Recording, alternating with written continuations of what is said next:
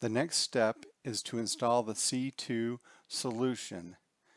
In order to get that solution, go over to Customer Dynamics portal, which is portal.customerdynamics.com.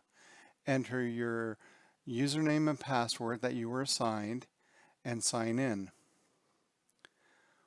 Once you sign in, you want to switch to the E2 portion of the portal.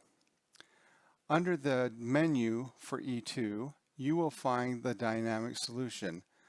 Click on it to download it.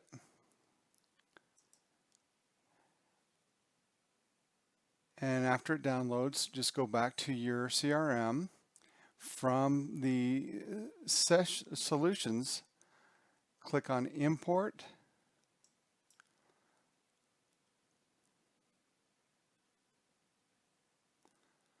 Select the file you just downloaded.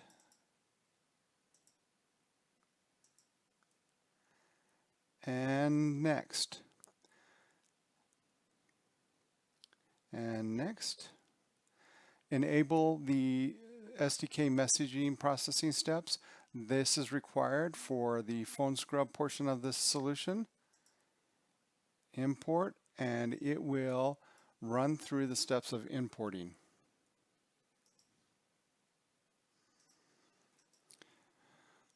When it completes importing the solution, you will get a notification that it's completed successfully, and just click close.